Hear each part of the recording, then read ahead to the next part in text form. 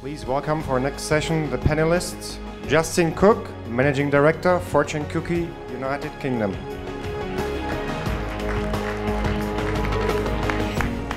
Our next panelist, Kais Makhlouf, Vice President, Strategic Partnerships and Emerging Platforms from Neuron.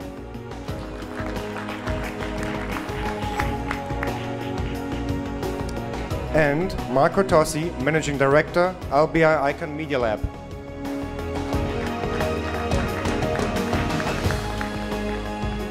And Isabel Wagner, Managing Director, Germany for Big Mouth Media.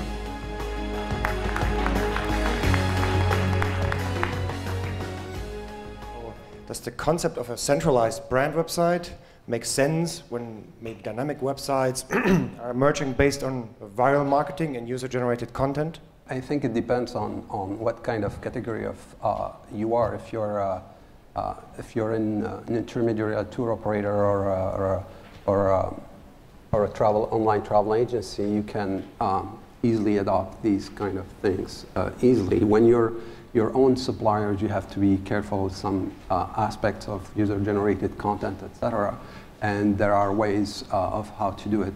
We are always looking at what's working and what's improving the brands. The examples of yesterday is how Southwest Airlines is using Twitter is a good example for it, I think, to mention. Yeah. Do you have any personal experience with your company with centralized website versus dynamic single landing pages, whether the concept you recommend?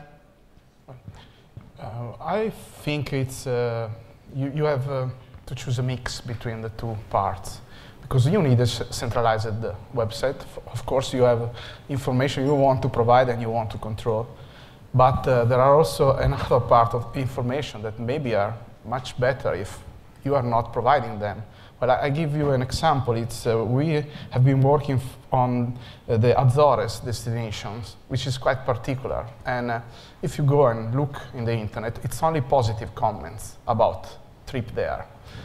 It's quite an unknown destinations, and well, they don't need to say we offer something special, because they just can say, okay, go and look what people say about us, and that's much more effective. So. I think this mix between controlled content and user-generated, it's of course the right way to approach. I mean, the first way of contact is search. So search videos have a very positive effect, as we heard and learned. But are there any statistics that you are aware of that underline that videos raise conversion, e.g. for hotel bookings, or from your experience? We don't have specific clients that are using videos, but through, for example, Travelzoo, we do some campaigns with some of our clients using their video announcement of promotions, etc. And the results are usually very, very high. I think when you have to do such campaigns, you need to have qualified audience that is for that kind of medium.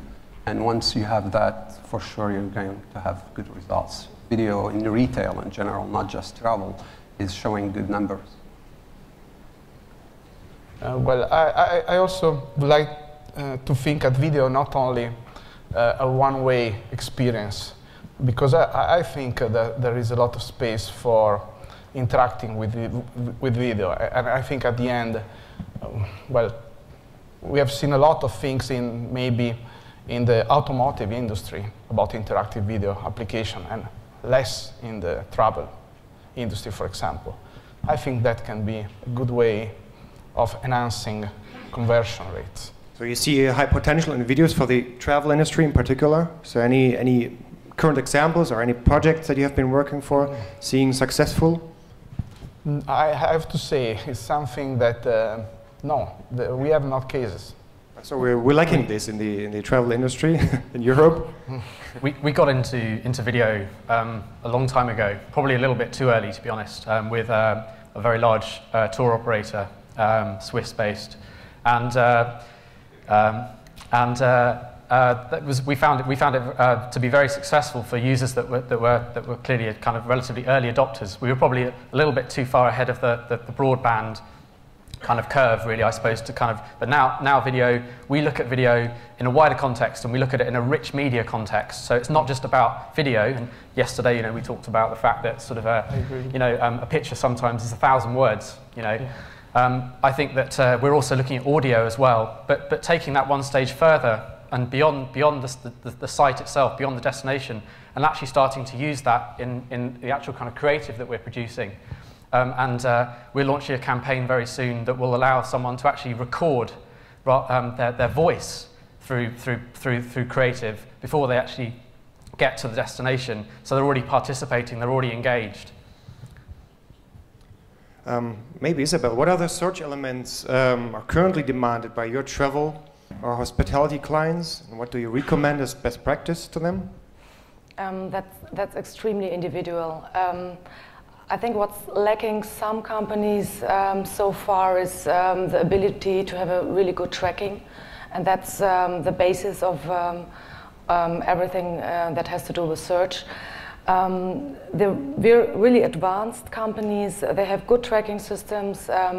They also have a tracking system that's able to track between the different online marketing channels. These companies use for search, for example, an API feed to have the ability to make changes even quicker, so within seconds to change the copy, the price, or whatever. But there are big differences between the travel companies. Yeah, Kees?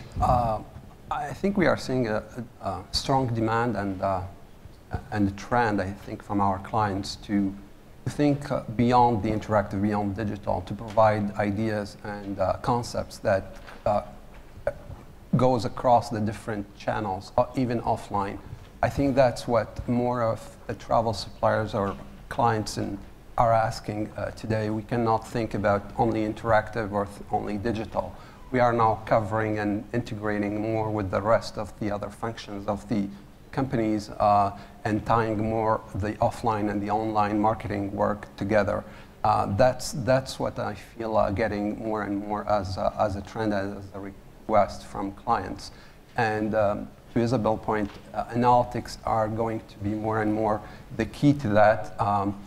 Travel companies are suppliers and retailers, etc. They want to measure, and they are making interactive agencies or agencies in general more and more accountable based on the context of the economy also, etc.